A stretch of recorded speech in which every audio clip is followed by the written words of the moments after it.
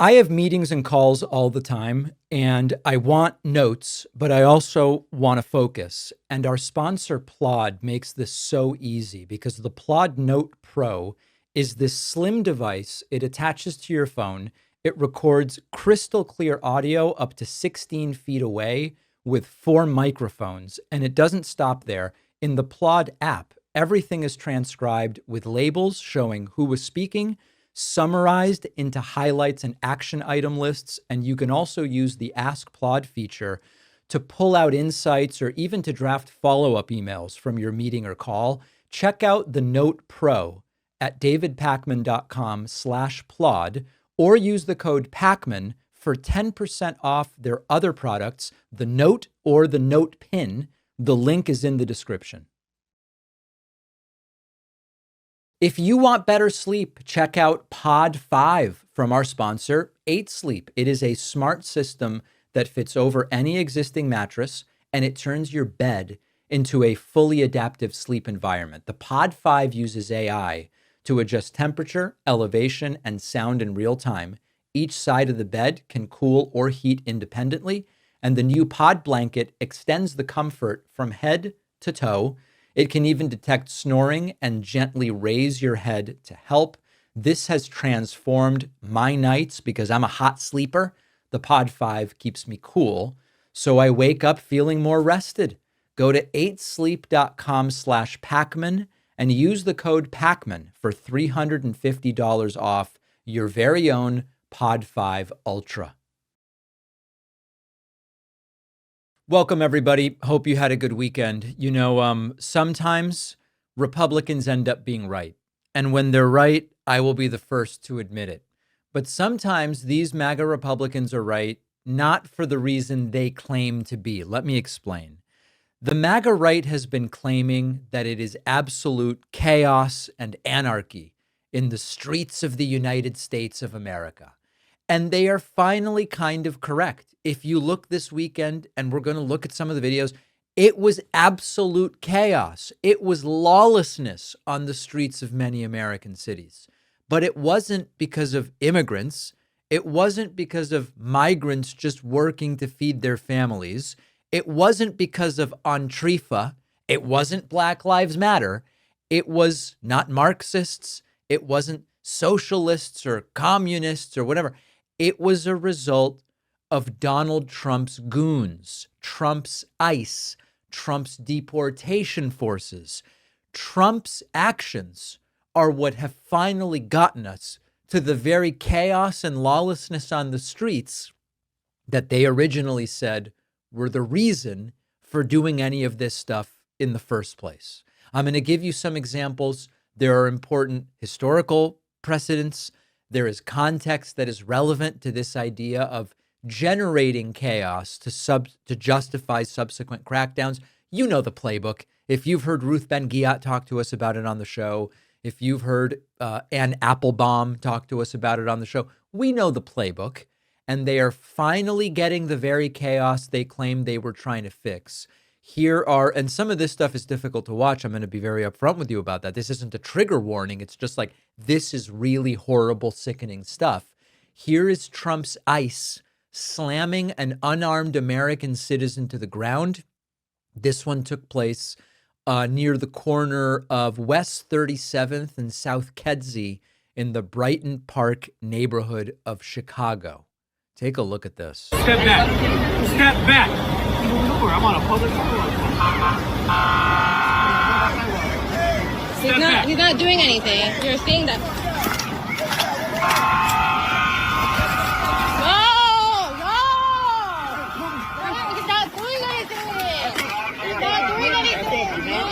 He's not doing anything. So body slamming, et cetera. Magapotamians and Magadonians will defend this one by saying, well, the guy did swear. Oh my goodness. Swearing. Can you imagine? From the free speech absolutist, this guy swore. And also, once he got body slammed, he didn't go limp. So he was resisting. Therefore, he deserves all of it. Absolute chaos on the streets of Chicago, thanks to Trump's goons. We have another video of immigration agents run off And a man was actually saved from one of these kidnapping abductions. This was on the area of 63rd and Costner Avenue in Chicago. We're going to just play a little bit of this. They spend minutes trying to take this guy. Ultimately, a crowd swarms and the agents run off and ultimately drive off. But this is not the way this country is supposed to function. This is not the way law enforcement is supposed to function.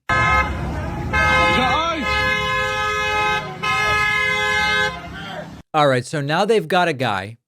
Some of their masks are slipping, literally and figuratively. They've got a guy.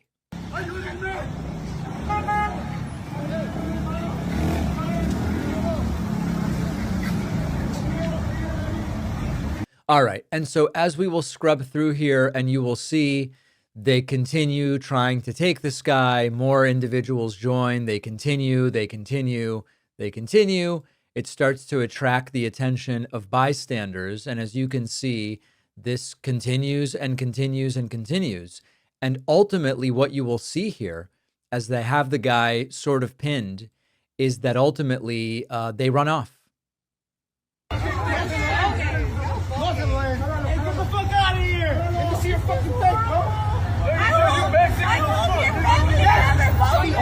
Let him go!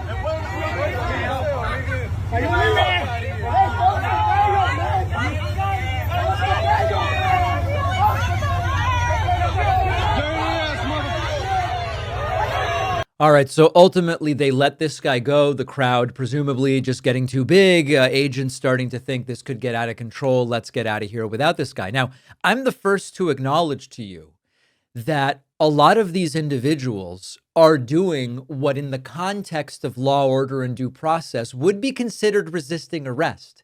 But the issue is that many of them are being denied due process at the get-go. So you all know that I am not someone that is a scofflaw by nature. I don't go around saying, break the law, do this, that, and the other thing. We should work within the legal system. You all know that. But what we have here is a system that is fundamentally outside of that already.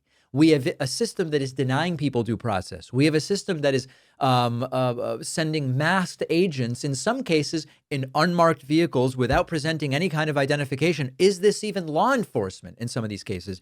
And so we really do have to say, on the one hand, I am a supporter of due process and cooperation, and I believe most law enforcement are doing it for the right reason.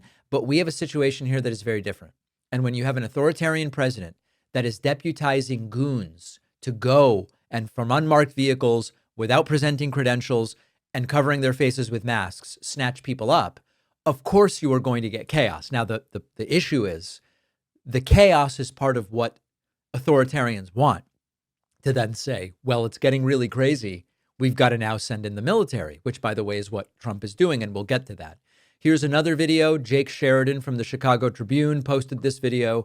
He says an ICE truck was run off thanks to about 24 people surrounding it after it was parked outside of a daycare and subsequently a plant store.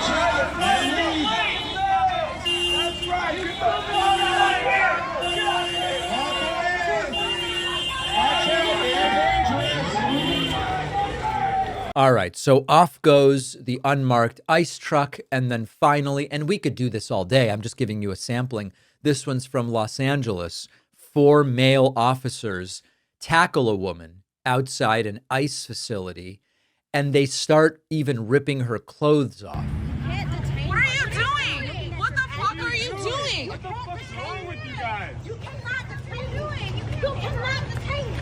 You are not allowed. You are allowed. Oh my God. Oh You are my not God. allowed to detain me.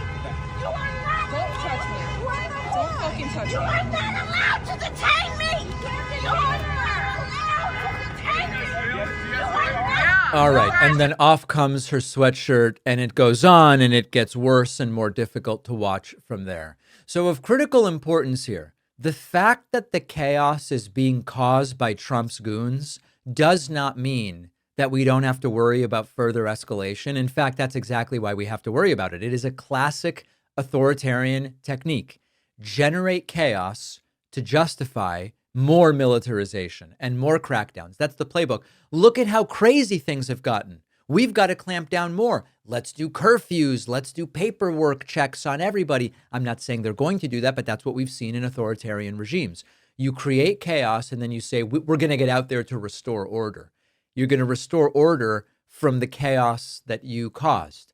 We saw it in 1930s Germany. Street violence between brown shirts and communists then became the justification for the Nazi police state. In Chile, Pinochet used social unrest as a pretext for his coup. In the U.S., Nixon's law and order rhetoric turned the anti-war protesters into political theater to try to win elections. So this is what we call manufactured chaos. You could also say it's engineered disorder. And it's meant to get some people to go, we need more policing. We need the police to be stronger because look at how chaotic it is. We need bigger budgets for the crackdowns. We need fewer rights for people. Take rights and ask questions later. And the worst part is that it is working. You've got right-wing media saying, look at this lawlessness under Trump, without mentioning it's his lawlessness. It's his own agents creating the violence. So now local police end up kind of caught between defending their cities and being ordered to assist federal agents in carrying out these raids and treating neighborhoods like occupied zones. And this is how authoritarianism grows. It's not a coup. It's not a declaration. It's the normalization of violence, the normalization of fear. And unfortunately, history tells us what comes next. Because when regimes use fear to justify repression, people end up saying, I'm going to trade some of my liberty for safety. We need it. And they end up usually getting neither. This is what law and order looks like under Donald Trump. Chaos created from the top to crush dissent from the bottom. And the criminality didn't stop with this. And that's what I want to delve into next. Over the weekend, Donald Trump again pushed the limits of presidential power. He deployed troops into cities whose governors explicitly said no, whose mayors explicitly said no, while the Department of Homeland Security sent an official recruitment tweet mixing religion and politics, also against the law. And so Donald Trump and his administration broke multiple laws. They got called out by courts. They got called out by governors. They violated the Constitution itself, but they don't care. Start in Portland. A Trump-appointed federal judge issued an emergency order saying you cannot federalize the Oregon National Guard. Can't do it. There's constitutional limits. You simply can't use military forces for civilian law enforcement. That order will hold until October 18th, but Trump didn't back off. Trump authorized 300 California National Guard troops instead to cross state lines into Oregon, which Gavin Newsom, the governor of California, said is a breathtaking abuse of power. He's right, it is. And in Chicago, Trump sent 300 Illinois Guard troops over the objections of Governor J.B. Pritzker. Officials say that the White House gave the state an ultimatum. You either mobilize these troops or we're going to override you and weaponize the National Guard for political purposes. Now, all of this violates the Posse Comitatus Act. That bars federal military from enforcing domestic law. It's illegal. Courts have already ruled Trump's deployments, like the one in Los Angeles, broke that law, but they do not care. And while all of this was happening, the Department of Homeland Security's official X account put out a nasty excretion that said, quote, "Love God, save America," with a link to join.ice.gov, the recruiting page for ICE. That is a federal agency using religious language and a recruitment link for the official government channel. And that raises red flags under the Establishment Clause, under the Hatch Act, which bans political messaging from government accounts. And it is a weekend of lawlessness for the Trump administration. It is not law and order, which they promised. It was lawlessness dressed up as authority. And he tried to deploy soldiers into communities that didn't ask for them. He tried flipping states against their will. He used a federal account to fuse religion and state power. All of this is illegal. Courts are trying to push back. Governors are preparing lawsuits. But can anyone stop this? Does any institution have not the authority, they have the authority, but do they have the ability Does it have the teeth to actually deal with what is going on? Authoritarian theater at its worst. And the question is, will anyone actually be able to enforce the law? Will there be any consequences for this insanity? I fear the answer is no. And in the midst of this, we're going to get to it later in the show. Trump again missing for days with no explanation. Karoline Leavitt panicking when confronted with the lawlessness of what's going on. Kristi Noem, by the way, the head of the Department of Homeland Security, left to poop on the sidewalk, denied entry to bathrooms, leaving her scrambling for a toilet. And then Bad Bunny has become a cultural flashpoint, triggering these MAGAs to high heaven. They don't even realize Puerto Ricans are Americans. So this was one of the wackiest weekends that I can remember in a very long time. We're going to have all of it for you. Make sure that you're getting my daily dispatches on Substack. You can find them at substack.davidpakman.com. Great to have you. I wish it were under better circumstances. We'll be right back. If you have calls or meetings for work like I do all the time, or you're taking notes for classes or creative projects, you know it's really easy to miss important points. Check out this tool that will really revolutionize how you take notes. It's the Plod Note Pro. It's a thin credit card-sized device, attaches to your phone, captures crystal clear audio with 4 studio-grade microphones, and up to 50 hours of nonstop recording, even when multiple people are talking. But Plod will go way beyond just the recording, because then you've got the app. It'll label who's speaking. It can transcribe in 112 languages. It'll deliver structured summaries with highlights and to-do lists generated from the conversation. And they also have this Ask Plod feature where you can actually search conversations or draft follow-up emails or brainstorm ideas, really like having a second brain. Now, unlike recording on your phone, you don't have to worry about your battery running out. No interruptions. Your data just stays safe with end-to-end encryption. I've been testing Plod myself. It makes meetings way easier. I don't worry about missing anything. So go to davidpakman.com/plod, check out the Note Pro, or use the code Pakman for a great discount on their other products, the Note or the Note Pin. The link is in the description. If you've been struggling with energy, focus, or even mood, your sleep might be the missing link, and that is exactly what 8 Sleep is designed to help. Their latest product, the Pod 5, is the most advanced sleep system on the market, turns your existing mattress into a personalized recovery environment, no wearables required, because the Pod 5 cover uses real-time AI to regulate temperature independently for both sides of the bed, down to 55 degrees, as warm as 110, and with the new Pod blanket, that precision comfort wraps your entire body. No more kicking off covers or waking up drenched in sweat. It also senses snoring and automatically lifts your upper body to open the airways. The built-in speaker can play white noise and meditations from Dr. Andrew Huberman to help ease you into deeper sleep. Try the Pod 5 Ultra risk-free for 30 days. Go to 8sleep.com/Pakman and use code Pakman to get $350 off. The link is in the description. The David Pakman Show is an independent progressive media program funded primarily by our audience. The most direct ways to fund the show are to grab a membership at joinpakman.com or to get a Substack paid subscription at substack.davidpakman.com. You can also do both. I think there's about 300 or 400 people that have both a website membership and a Substack paid subscription. Really appreciate all of you and want to send an extra thank you to our newest website members, James Stevenson, Mary Tennant, and Michael McLeeman. I hope I'm pronouncing McLeeman correctly. Thanks to all of you.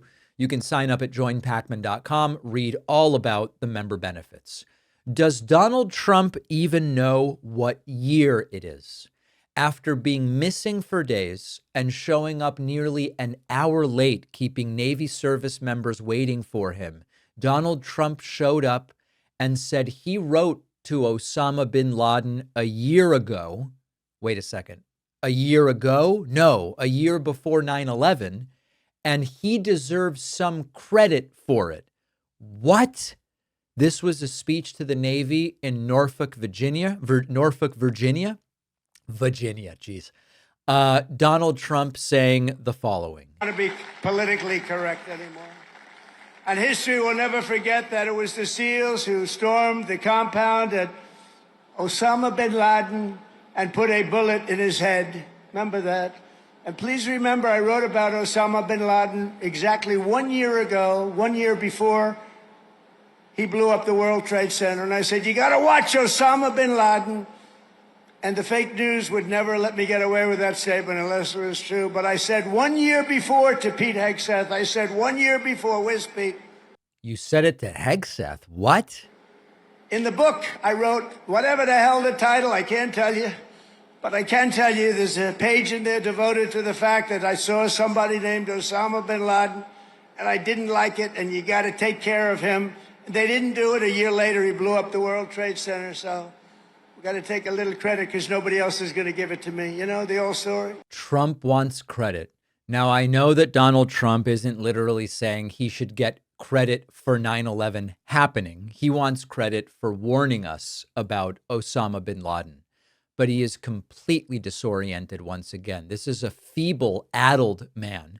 By the way, Trump's also saying things that are nonsense. The CIA began pretty aggressively tracking Osama bin Laden back in the mid-90s. There was a unit set up in 96 focused on al-Qaeda and Osama bin Laden.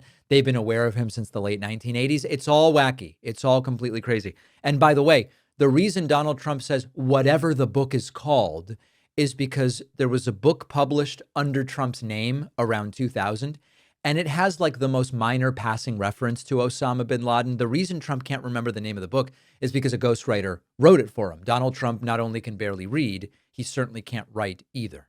Donald Trump then started talking to Navy service members in one of the most politicized speeches to a branch of the armed forces that we have seen in a long time.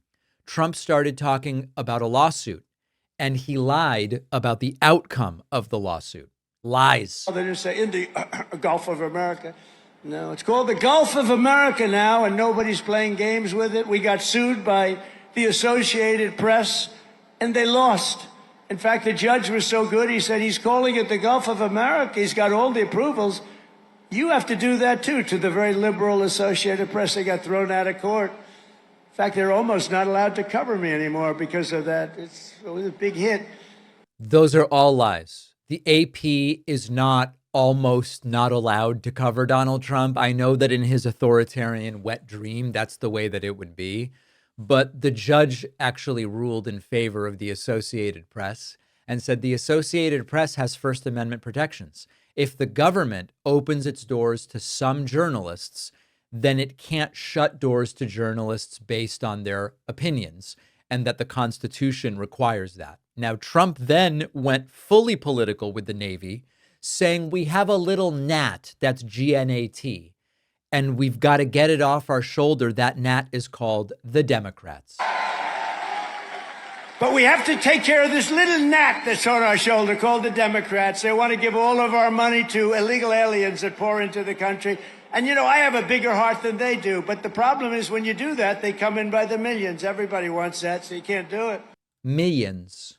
They can't do it.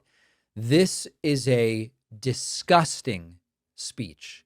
And another, I hate how many boxes we're checking out of the authoritarian playbook. Another thing authoritarians love to do, because they recognize that being able to get away with it often depends on, is the military on your side or isn't the military on your side? Authoritarians love to propagandize to the military. And part of it is also about inducing fear. It's not just propagandizing to the military to try to get them on your side genuinely, but it's also about making them wonder, if I'm not on Trump's side, if I don't go out and do his bidding, whatever it might be, what consequences might I suffer? It's a way that authoritarians get the military in line because they know they need the military. After this completely pathetic and humiliating speech was over, Donald Trump capped it off with a little bit of the double jerk dance as YMCA played.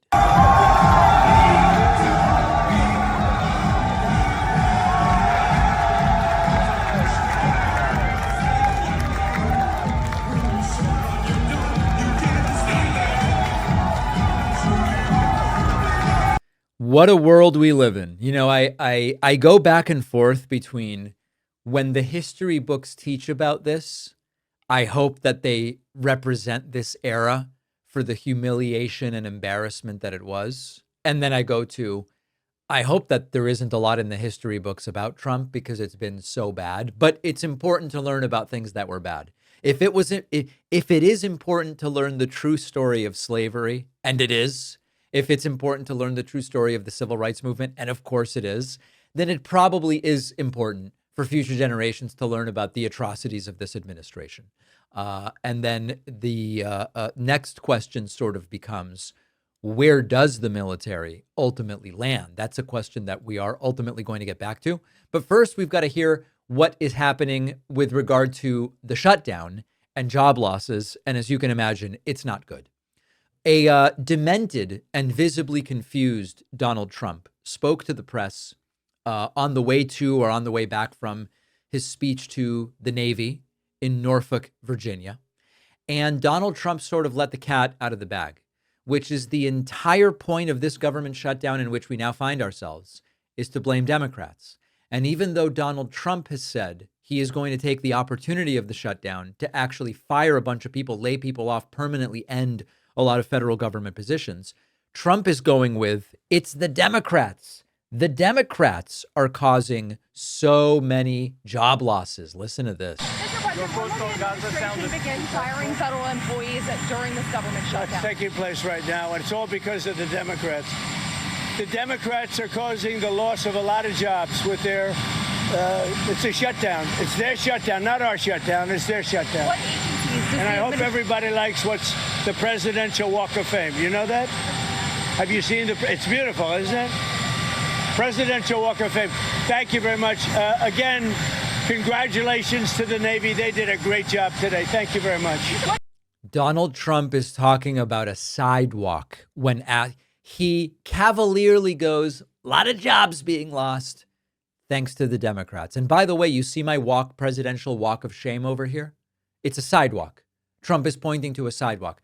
When Trump was asked days after the murder of Charlie Kirk, how are you holding up with this? I mean, he was a friend of yours. Trump goes, oh, pretty good. And have you seen my new ballroom construction that they're doing, or the Rose Garden, or whatever the hell construction project it was? This is a guy who does not care. People are losing their jobs. It's because Trump said, we're going to fire people while the shutdown is going on. And he blames Democrats, but he doesn't even really care that much about it. He just switches to talking about a sidewalk. Trump was then asked about an attack that took place in the Caribbean. Does Donald Trump have any details? The answer is, of course not. He is going to have to get back to you on that one. Mr. President, you said there was an attack yesterday night in the Caribbean. Could you give more details about that? My people will give you those details. Oh, boy. AKA, I don't know a damn thing about it. If Biden had ever been asked about something and said, I don't know anything about it, I haven't been briefed about that, it would have been 3 days of coverage on right-wing media. Trump is regularly asked about things. What about the drone incursion? What about what happened in Denmark? What about the service members killed in Lithuania? What about the attack in the Caribbean? We're going to get back to you on that. You're telling me about it for the first time right now. We're going to have to get back to you about it. This is considered acceptable. And this, I believe, relates directly to Donald Trump being missing for days. Again, we're going to come back to that a little bit later in the show. But one of the things that I can assure you is that this is a very different standard than Joe Biden used to be held to. If Joe Biden even stumbled on an answer, it was a red alert. And you can say a lot of things about Joe Biden, and I said a lot of them, including he never should have run again. But there were no instances where Biden was asked about something and said, I have no idea. This is the first time hearing about it. Someone else is going to have to get back to you. It never happened. Happens every week with Trump. And I guess it's excused He gets an excused absence for this one from MAGA. Karoline Leavitt is in an increasingly untenable position. She is regularly hit with brutal fact checks, and she cannot do anything about it. Her own legacy as a press secretary, is beleaguered to say the least. But at the same time, she's defending the indefensible. Leavitt almost got it here when it comes to undocumented migrants receiving emergency room care. She almost stumbled across the truth, but not quite. Listen to this. I love this clip. And it is an undisputed fact, a fact that under the Biden administration, illegal aliens were absolutely receiving taxpayer-funded health care benefits. In fact, in fiscal year 2024, Medicaid costs for emergency services for illegal immigrants skyrocketed by 142% from the previous year to $9.1 billion. That's $9.1 billion taxpayer dollars that were going to emergency services for illegals. Between President Trump's last full fiscal year under his first administration and Joe Biden's last full fiscal year, Medicaid spending on emergency services for illegal immigrants nearly tripled. There was an increase of 196% between 2020 and 2024. And I have a chart here for you, and I'm more than happy to email it to you. I'd also like to add, because some were asking dishonest questions yesterday about emergency rooms. In Southern California, according to healthcare professionals in 2023, under the Biden administration, Southern California's, quote, entire healthcare system was being bombarded with illegal immigrants and forcing American patients to endure longer wait times. In Denver, Colorado, the CEO of Denver Health stated that 8,000 Listen carefully, because she almost gets it here. Illegal immigrants made 20,000 visits to the city's health system in 2023, leaving an uncompensated bill totaling over $10 million.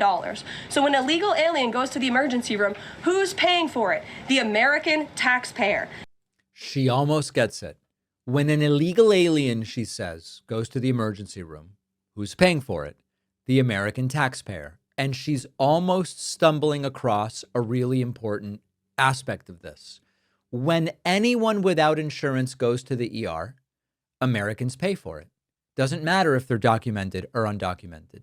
That's why we've been saying for decades, give everybody health care, because using the emergency room as your primary care is really expensive for everybody. Now, you might say, well, but David, that's only because the ER legally has to treat people. Just allow ERs to send people away if they're undocumented or don't have coverage or whatever. Think about that for a second. If hospitals could refuse care based on ability to pay or immigration status, first of all, it lets people die in waiting rooms. Like, it allows letting people die in waiting rooms. You're at the hospital. This is the place where they can do stuff to save your life.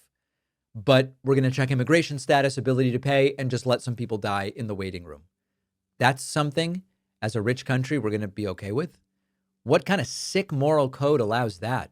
Someone having a heart attack, a pregnant woman in labor, a kid with appendicitis.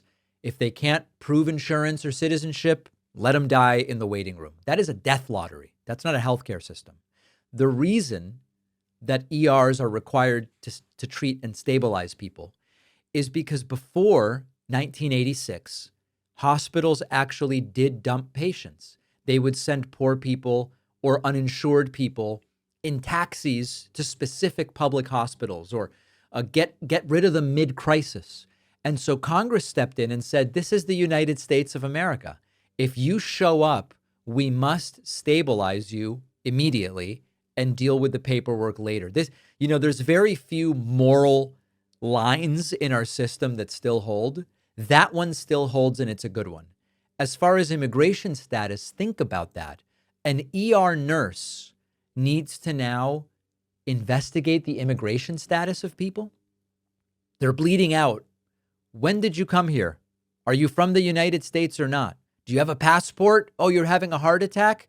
Where's your certificate of naturalization? It's absurd. Hospitals are not immigration enforcement. They're there to help people stay alive. If we start deciding who deserves care based on paperwork, we are not a civilized country. And unfortunately, when these Republicans talk about this libertarian utopia they claim could exist, they are indeed talking about a far less civilized status quo. One more of these clips with Karoline Leavitt she was asked about the layoffs under the shutdown. Her answer is not great. And you just said this is an unenviable choice, that this is an unfortunate consequence. But the president has described this as an unprecedented opportunity to lay off additional workers. He's posted a video likening Rust vote to the Grim Reaper. So which is this? Is this an opportunity to fire more workers or an unfortunate consequence? Look, the president likes to have a little fun every now and then, and I think both things can be true at the same time. The Democrats have given the administration this opportunity, and we don't like laying people off. Nobody takes joy in that around here, and if you think that, then I think that's very sad. You view the White House and our staff as wanting to put people out of work. Nobody wants to do that, but sometimes in government you have to make tough decisions. Carrie. It's a joke.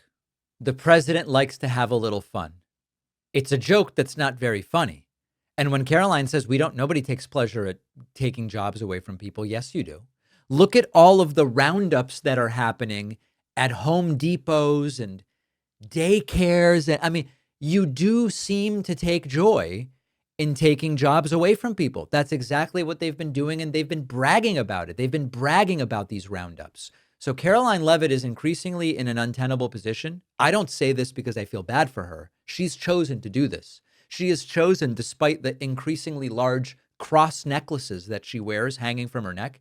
And you can see that, boy, did she have a big one on yesterday, the day of this briefing. Despite all of that, she is choosing to continue to lie in this way. Now, we are going to have broader analysis of this on our full podcast. If you're watching a YouTube clip, understand that this YouTube clip is part of our daily 1 hour, longer than 1 hour podcast.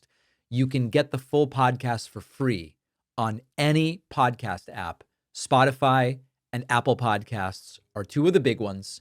Get the full podcast. We'll take a very quick break. I've been tracking my family tree for a long time now, and the service I've always relied on is MyHeritage, which I started using long before they became a sponsor.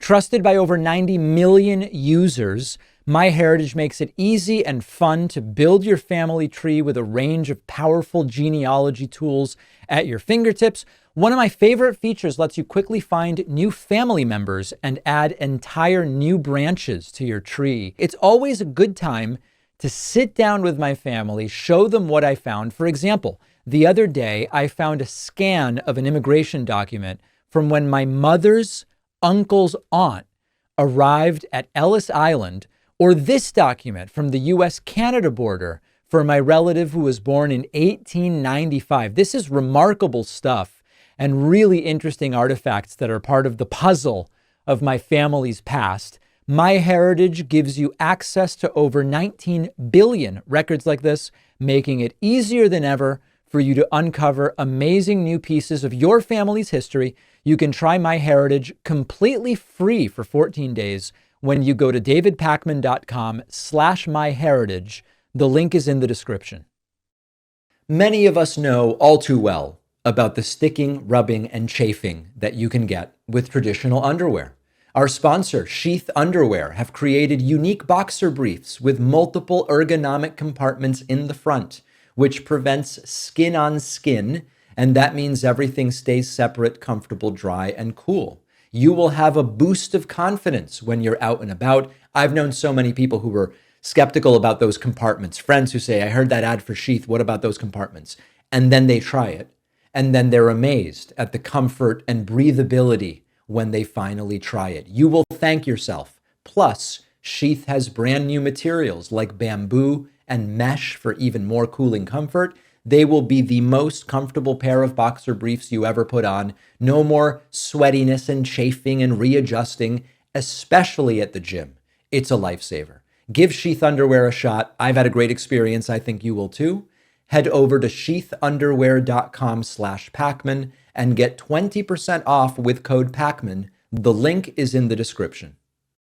It is great to welcome to the show for the first time Congressman Maxwell Frost, representing the 10th District in Florida, the first Gen Z member of Congress, and a number of other accolades we were chatting about. We both play drums and many other extracurriculars. It's really good to have you. You know, a lot of people in my audience have been wanting to hear from you, so I appreciate you being here. Yeah, thanks for having me on. So, I mean, listen, I guess to start somewhere, We are in the middle of a government shutdown that the MAGA wing of the Republican Party, and really the Republican Party in general, is trying to blame on Democrats. We have a couple of important things happening in 2025 from the standpoint of voting, including this California redistricting initiative from Governor Newsom and some off-year elections. We're kind of pointing towards 2026, where I believe it's a potentially major inflection point.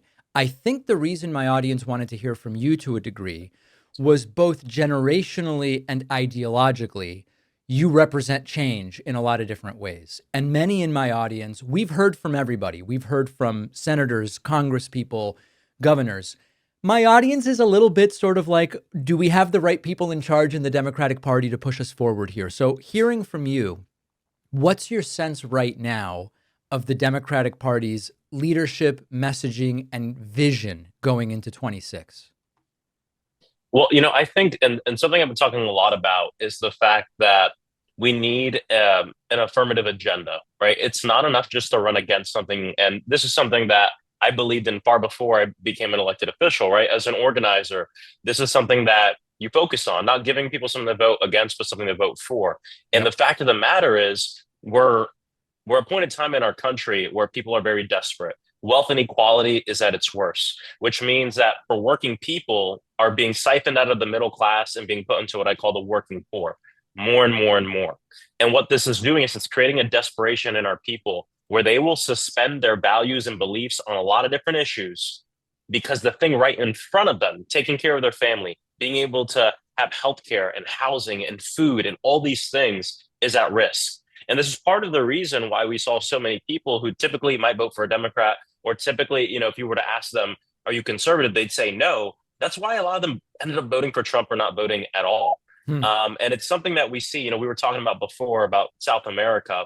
I was in El Salvador earlier this year on the Kilmar Abrego Garcia case. I got to speak with a lot of people from civil society about, this is a country where, what did that president win by 80 or 90%? I mean, something ridiculous.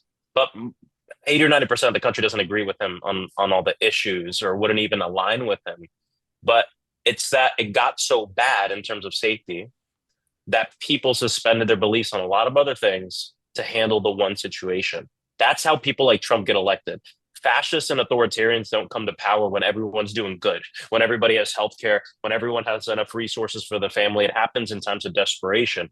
And what we have to do as a party is we have to understand that, not in terms of just how we talk about the issues. It's not just about identifying the right issues, but it's about providing big, bold, transformational solutions that people see themselves represented in. Like, oh, that thing would change my life, would make it way easier for me to live in this country. And that's what I think we really need to get with the program on. No one's interested in this one bill that would fix some things for some people around the edges if you're within this income bracket, and you'll get it in 4 to 8 years. That, it doesn't work. It's not a winner politically, and it's honestly not good policy, especially in a political system like ours, where in 4 years the next person can undo the whole thing, and you never see that policy come to fruition. And it's like this thing that happens over and over again. And I guess what I'm talking about broadly is the fact that the kind of neoliberal policies, I think we're going to have to put that aside and take a step back and look at big, bold transformational change. And I think in one way, Trump is really showing us the potholes in this system that we have. And the question is whether or not we, when we're back in power, and even now, do we fill them? And that's I think that's the biggest test for our party right now. What do we run on it, win on it, and then most importantly, do it? Because you get a lot of people who say the Democrats only have a communication problem. I think that's part of it, but that would mean, well, we do everything right, but not enough people know about it. I think there's a doing problem as well in terms of what we run on and what we do. So there's a few things there, but I'm actually pretty optimistic in this moment. I think for the first time in my lifetime, there is no Democratic establishment right now. Now, some people might disagree with me when they hear that, but an establishment is when all the top power brokers are doing the same thing. There's so much feud and all this stuff from the last election that there is no establishment. It is up for grabs. So I think we hear from the base and the people that they want that kind of change. And that's why I'm a little optimistic, even in this dark time, that this party can change and do what it needs to do. Yeah. And for me right now, especially it being 2025, this is not about, it's obviously not about pretending everything's fine and working super well in the party, but it's also not about just like criticizing everybody and burning the whole thing down. Like, I'm not an accelerationist. I believe in fixing things where opportunities present themselves. On the issue of the messaging, I want to dive into that a little bit with you. You know, I've said a lot of positive things about the former Vice President Harris. When I met her, she was formidable, extraordinarily knowledgeable in everything from AI to trade. Like, I was impressed with her. And also, I wasn't super impressed with the campaign. And if I think about like the economic ideas, I remember this thing that kept coming up about a tax deduction or credit towards expenses for starting a new business. Okay, I'm like explaining it in an even inarticulate way. I can't really sum up what the economic vision was. And I think that was reflected in the voting. As Bernie Sanders said, the average person who's not steeped in this stuff every day didn't have a visceral feeling that it was definitely better for the average working person to have a President Harris than a President Trump. I think, if I'm hearing you correctly, that you're saying part of it was the messaging, but part of it was maybe also the ideas or lack thereof. It's the ideas, and it's also what we do when we have power. Like, of course, under 4 years of Joe Biden, there was a lot of really good bills passed. But part of the problem is the most transformational parts of those pieces of legislation. I traveled the country for Kamala Harris, right? I would go speak with people and they would say, I don't feel it. And it's a couple things. The biggest thing is we have such wealth inequality in this country. The fact that so many little people have so much and so many people have nothing, that the economy is rigged like this. And the thing is that when the economy is rigged like this, even when you pass bills that grow the economy, which on paper is good, it grows the way it's rigged. And so when it grows like that, people at the bottom, which is the majority of it's all working people, they don't feel that as much. And that's part of the issue that we have, and part of the reason why we need to take a step back and look at the system itself and how we change that for people, so that way we all feel it. And I think, and I agree with you, it's the policy, it's the way we talk about it, and then it's what we do when we're in power.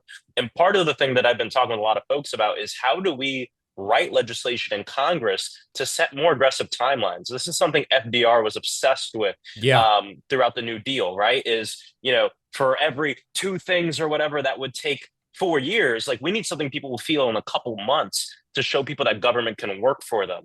We don't have that kind of thinking anymore in government. The timelines are so vast, they spill into other presidencies when you don't know what the political situation is going to be. And the fact of the matter is people are suffering now. So it's easier, and some people may say, well, look at Trump, he's working fast. True. It's easier for him to work fast because right-wing agendas are about tearing things down. It's easier to tear down things than give everybody healthcare.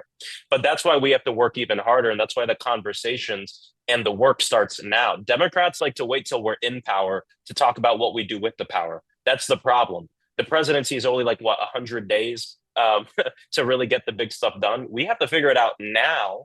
Right. So when we're there, we have the plan. And that's what Project 2025, part of the reason why it's so dangerous for our country and dangerous for us isn't even just what's in it, but how quickly you can get through it. And that's the thing we need to be doing now. And a lot of us are doing it. And my hope is as we, nominate someone in the future, that is something that's front of mind for them. You don't just, I'd like to see some candidates not just run on what they're going to do policy wise, but how they're going to do it. Explain to us what the order of operations is here, because we're not going to have all the time in the world. And I just think people are really desperate right now. One of the things that I think is interesting in that context of you being a Gen Z member of the House is I'm assuming you are. You're probably more connected to the political stories that prevail maybe in new and independent media, social media, et cetera. And one of the things I found really interesting about not so much the 2016 election primary, but certainly the 2020 primary, is that if you looked at Twitter and Reddit, you had one perception of where the Democratic Party and the average voter was.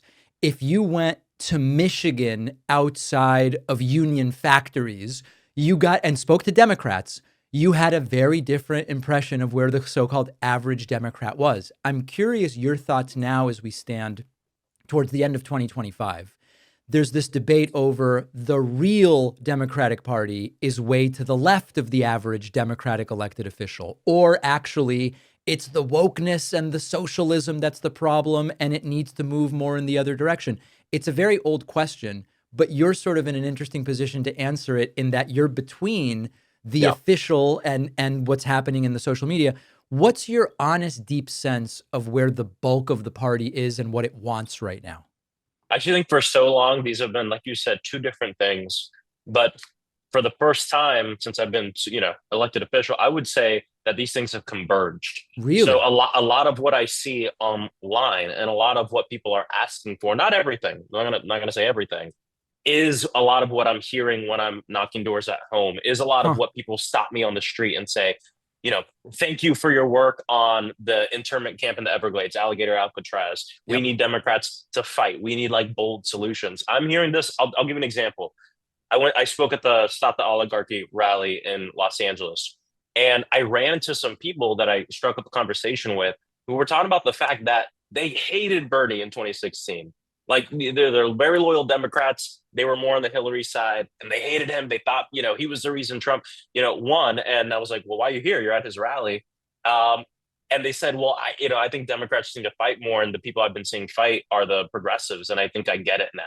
Huh. And so I'm seeing a little bit of a convergence there, which is part of the reason I'm a bit optimistic with the way the party can go, because the party is fractured. We are figuring things out. There is no establishment. And the question is, where does the base push us? And do we actually go in that direction? And I've been questioning a lot the kind of academic ideological scale that we all talk about. I don't think the average voter goes into the voting booth and goes, well, where on the ideological scale is this candidate? Like, I don't think people give a damn about that. I think people are, want to vote for the people they know, they trust, that are giving them bold solutions that inspire them. And it's part of the reason why people are all over the place. I mean, you'll talk with a swing Trump voter and ask them, who's your other favorite politician? And they'll say Bernie Sanders or something like that. And to people like us, it might be confusing, but it really isn't, because as things get worse in this country, people are just looking for, again, transformation. I think that's what the average voter wants, transformation. And they might, like, in their heart, they might be more of a person to the left or maybe a little to the right. But the fact of the matter is that when one party represents defending an institution and one party is representing changing it up, even though it's like changing it up so it can work better for billionaires, it's still like change. The change is going to win. I think 9 out of 10 times, especially in a country where over 60% of our people live paycheck to paycheck. Things are bad. Things aren't good.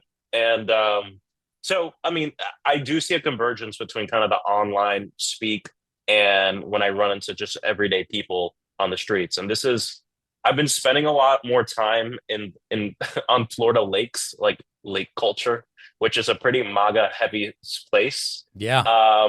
And I speak with a lot of people out there who like decked out in MAGA stuff. And I'm telling you, I even hear it from these folks too. They'll say, I disagree with you on everything. And then I start talking about some progressive solutions I believe in. And then they'll be, yeah, well, I agree with you on that. Yeah, that would help me a lot, So I think that, I don't know. I feel like I just feel optimistic about that sort of thing. And I think the base is yelling for change in the party. And I think we're seeing it. I think we're going to see it in 2026. We've seen a lot of these more populist progressive candidates come out that are really looking to build a broad coalition around their ideas. And I think that's going to be the way forward here. Last thing I'll ask you about, and I know you've got to run, in that environment where you see this convergence, are Chuck Schumer and Hakeem Jeffries the best people to lead the party in that context of convergence? I'll say this battle that we're in right now, when was it, March? I was very like everybody else, very, very disappointed with the fact that like House Democrats stood strong, and then the Senate, they just completely let down, not just us in the Beltway DC political sense, but the entire nation. And we know what happened afterwards. The entire base, told them, Senate leadership and those senators who I think really made it the wrong decision, they got held from our base. And I think that was appropriate and very important. And it just goes to show that at times when you disagree, we can have an impact, because now we're in lockstep on holding strong right now. And I think this is really a test, especially on the Senate side, because the House is really standing strong on this, on if we're able to really stand 10 toes down here. And I feel a lot more confident now than last time. Obviously, we're in the middle of this shutdown that Republicans put us in. They run the House, the Senate, and the White House. Yeah. But this is a very moral fight that most people are with us on. Like, we're doing this for healthcare. So I think, time will tell on the Senate side where things go. I've been a little less optimistic with what's going on over there. And I think the Senate is ripe for a lot of change. On the House side, I think we're doing good work right now, especially in this shutdown. And I want to see more. I'm always bringing this up. I want to see more people on the road, more people bringing the message out there, because the fact of the matter is, you can do stunts and stuff up in DC, and that's important. But Donald Trump has the biggest megaphone here. But the time where you can break through is when you leave the DC bubble and you actually go to the people. It's harder for Donald Trump to BS that very localized message, and that's part of the reason I went on the road with Chris Murphy. And I think you're seeing breakout folks in the Senate like Chris Murphy and folks like that starting to speak out a lot more. So I know it's a little bit of a non-answer, but just some. Well, listen, we spoke to Senator Murphy last week, and he's doing really good work. So I guess if I don't want to put words in your mouth, but interpreting and reading between the lines of what you're saying, you are less negative about the leadership now than you were in March, and you're taking a let's see what happens approach. Is that fair? Yeah, I'd say more on the Senate side, but yeah, all exactly. Right. I mean, this whole year has been a test. And March did not go well. But I think right now we need people to stay strong. And I encourage folks to reach out to your members of Congress, even your Democratic members of Congress, your Democratic senators, and then tell them thank you for holding strong on this, and continue to. We need you to, because this is healthcare for 25 million people. It's not nothing. And this is an authoritarian president. When you don't have all the power you want, use all the power you got. And that's the moment that we're in right now. All right. We've been speaking with Congressman Maxwell Frost, who represents the 10th District in Florida. Really appreciate your time, and hopefully we'll get reopened soon and back to work. All right. Thank you. Appreciate it. Thank you. Fall is here. The nights are getting cooler. It's cozier. Hot baked goods feel like a great treat. And our sponsor, Wild Grain, is the first bake from frozen subscription box for artisanal breads, pastries, and pastas. Everything bakes in 25 minutes or less. No prep, no cleanup.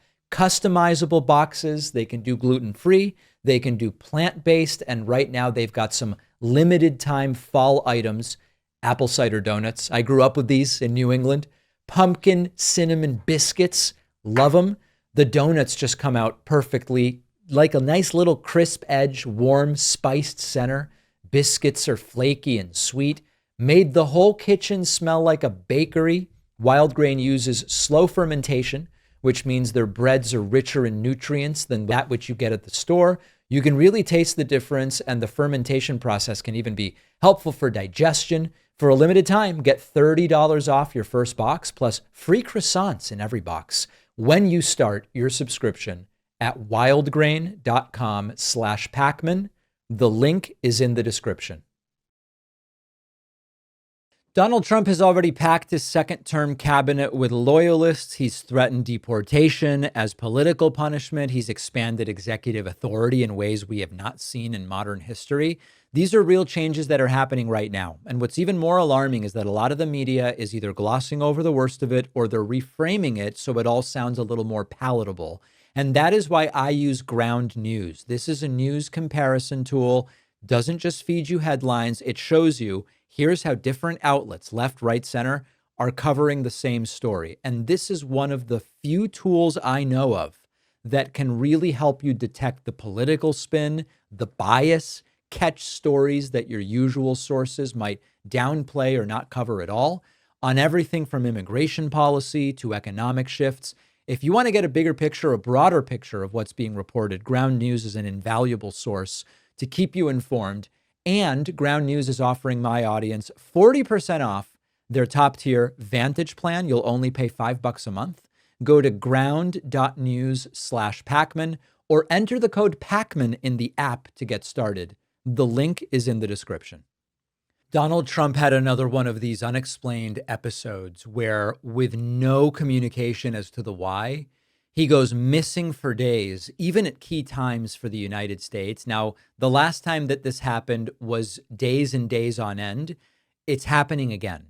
The last time that Donald Trump was seen before yesterday's Navy speech disaster was Tuesday, September 30th, for that military general's speech with Pete Hegseth, which went really poorly. As you might recall, during that speech, Donald Trump's eyes at certain points were pointing in opposite directions. He slurred his way through the entire speech. And I realized that after that speech, Trump briefly spoke with reporters, and then he was not seen again Wednesday, Thursday, Friday, Saturday, until he showed up almost an hour late for a speech to Navy service members in Virginia. What is going on here? This is not normal. And because of the lack of transparency from this administration, we are once again left to speculate. Why is a guy so starved for attention, who's usually desperate to be in the middle of any political controversy, why is he gone for days again? By the way, when he showed back up to the speech with the Navy, he was not exactly firing on all cylinders. The other really odd thing that took place during Donald Trump's absence is that J.D. Vance was unusually active and visible. You might recall that J.D. Vance did an interview on Fox News during which he told a lot of different lies. And then at roughly the same time, J.D. Vance, jumped into Karoline Leavitt's White House press briefing, which sometimes presidents or vice presidents do. But imagine for a moment if during an unexplained Biden absence, which, by the way, he didn't really have, but during an unexplained Biden absence, imagine if Kamala Harris showed up to press briefings. It would have been sharks swarming like a feeding frenzy when the chum hits the water. Where's Biden? What's the White House hiding? Would have been apoplectic media coverage. And Donald Trump is, again, for the second time in 2 months, missing for days. And right-wing media has no curiosity. They say nothing. Even at that speech, Donald Trump showed up almost an hour late. He sounded terrible. He looked terrible. Listen to this and listen to, what does he even say in the middle of this clip? But 1 year ago, our country was dead. We had a dead country. People say, sir, you shouldn't say that. It's too straight to withdraw. People say, sir, you shouldn't say that. It's too struts to withdraw. What? We had a dead country, and today we have the hottest country anywhere in the world by far. 1 year, think of it. 1 year ago, we were dead. This guy isn't doing well. He was not active during a critical week with the government shutdown. He likes to play president in the Oval Office, and sometimes multiple times a day. He'll talk to reporters in the Oval Office, and then he'll hand people some tchotchkes in some kind of meaningless ceremony. And then he'll bring in RFK to talk about how autism, as he calls it, is caused by Tylenol or whatever. And all of a sudden, he's quiet. And so we are left to ask the same questions we asked last time. Is he in hiding because of some kind of medical issue that he's having? Are his handlers saying, stay off camera for this point of time in time? And then after 4 days of no appearances, he's an hour late and delivers a terrible speech. This guy is not fit to be president. And the questions have never been applied equally or fairly to Trump as from other presidents. Now, a couple of you wrote to me over the weekend, and you said, I'm paraphrasing, but you said something along the lines of, is Jake Tapper ready to now do a book on what's going on with Trump? Because he breathlessly did the Biden book, and where is he on the Trump? So here's my view on that. Has there been an irresponsible lack of coverage about Donald Trump's physical and mental health? Of course. Of course. Do I have problems with some of the sort of context of Jake Tapper's book about Joe Biden? Yes, and when Jake Tapper was on the show, I asked him about it. Did I also find that most of the substance of Jake Tapper's book seems accurate and corroborated elsewhere? Yeah, most of it. So I think we have to be really careful. It can both be true. Both things can be true. That the contents of Jake Tapper's book are basically accurate and corroborated. but that the decision to write that book, but to basically pay no mind to Donald Trump's obvious physical and cognitive decline, represents a choice and a partial perspective on this issue. Both can be true. I can't say that as I read Jake Tapper's book, and I looked at it very closely, I can't say that there's much in there where it's like, this is completely unbelievable, either because it's completely uncorroborated or it seems out of character. No, most of the stuff in Jake Tapper's book, I believe, is probably right. Some of the window dressing and the sort of language and framing maybe is meant for dramatic purpose, sure.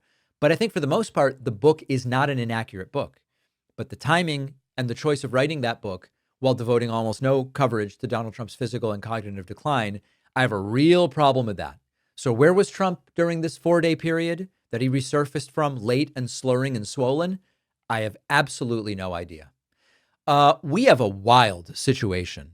Kristi Noem, the Secretary of Homeland Security, had a bathroom urgency. She found herself urgently needing a bathroom, and she was turned away by a facility that wanted no part. She showed up with her bodyguards and staffers, and they said, no toilet for you. Now I'm going to play the video for you.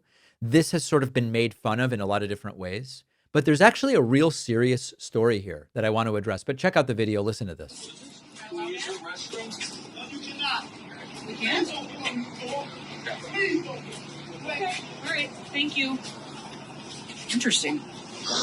That's what Governor Pritzker says is cooperation in keeping people safe.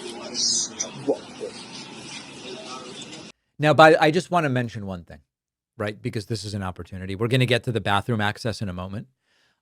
Many of you have written to me and said, David, can you address what's going on physically with Kristi Noem?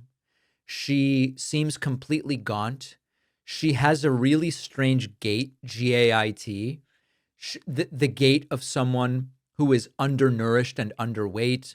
She clearly has an eating disorder. Listen, that's all probably true.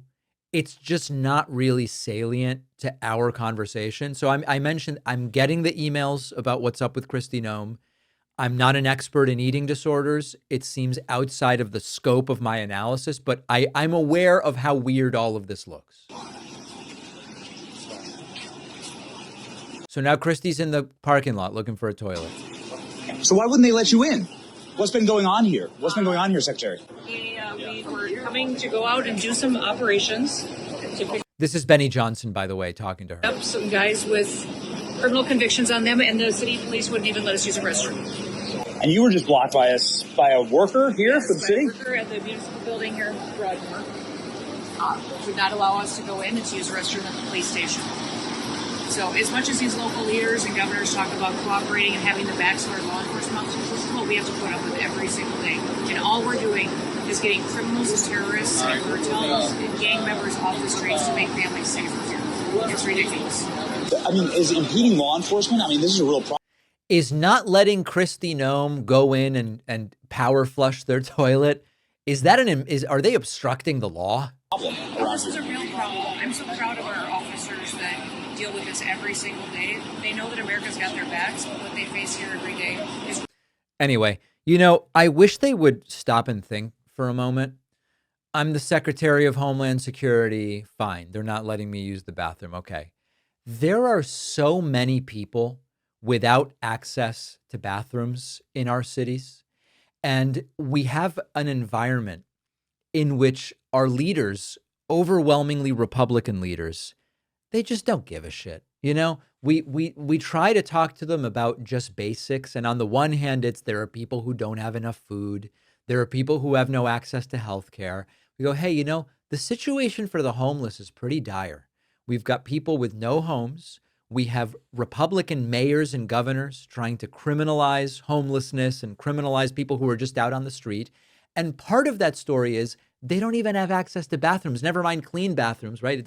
We're not talking here about the bathroom at the Four Seasons. We're just talking about any sanitation facilities. And they just don't care. And they don't care about how desperate these situations become. I don't, denying access to bathrooms is something that's a really ugly thing when it is done. It's done in situations of interrogation. There's all these things. Denying access to clean bathrooms and bathrooms at all has a long sordid history. I'm not even sort of like, they're not letting Kristi Noem use the bathroom. I just wish that some of these people would apply, if it's so bad to let someone as privileged as Kristi Noem, who goes around with a full phalanx of security, if it's really mean and bad to not let her use the bathroom, what about people who have no resources and have nothing and are pushed around by the criminalization of homelessness? They also don't have access to bathrooms. How do you think they feel? So I wish that these sorts of things, there's the cartoonish headline, they left her to poop on the sidewalk. Okay, fine. Yeah. Kristi Noem, they have the resource to drive around with a portable bathroom in a van if that's what they wanted to do. But we have so many people in this country who have nothing, and access to bathrooms is yet another one of the things they lack, and just a total lack of empathy from people in positions of power. So Kristi Noem really needed to go in to use the bathroom. They didn't let her. I have to tell you, I'm going to admit something to you. I am taking such pleasure in what is going on with Bad Bunny, or as he is known in some circles, Baboni. I absolutely love that this is triggering MAGA. Now, let me give you the background. Puerto Rican artist Bad Bunny. By the way, Puerto Rico is part of the United States. Puerto Rico, as Donald Trump likes to say. It's part of the United States. Remember when Trump said he was going to speak to the president of Puerto Rico? That's him. He's the president of Puerto Rico in the sense that Puerto Rico is part of the United States.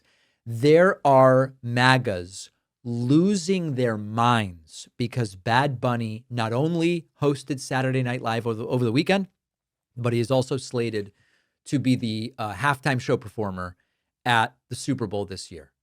And there are angry MAGAs who say this is not representative of America, even though Bad Bunny is American. He's from Puerto Rico. There are those who say we don't need music in Spanish at the Super Bowl. And Bad Bunny over the weekend, hosting Saturday Night Live, delivered part of his monologue in Spanish, and it was so triggering. I'm going to play it for you.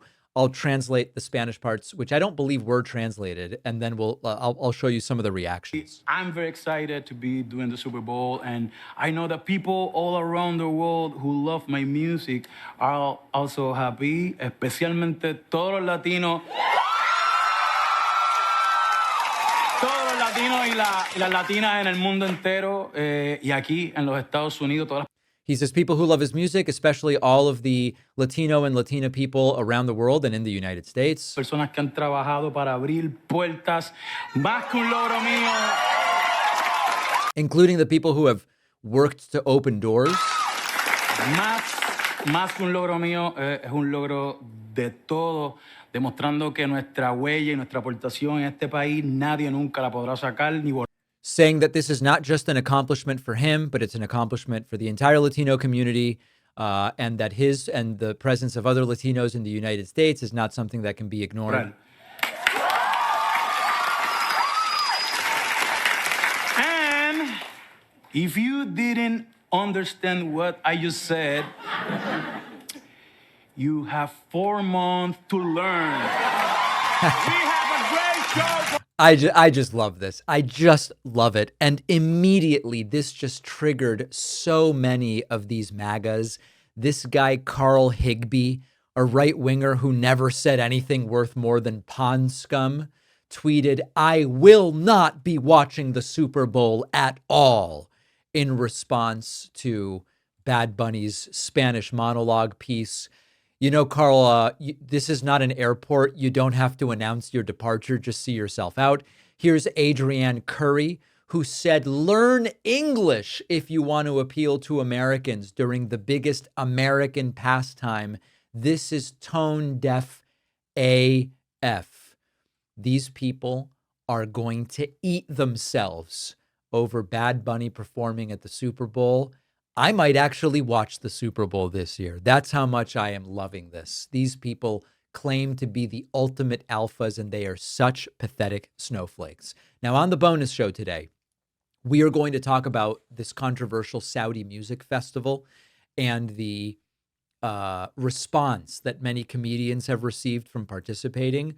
We'll also talk about the move to strip Congress of pay during government shutdowns. We're going to talk about the Supreme Court returning to face another Trump test of presidential powers. All of those stories and more on today's bonus show. Sign up at joinpakman.com. I would love to see you there.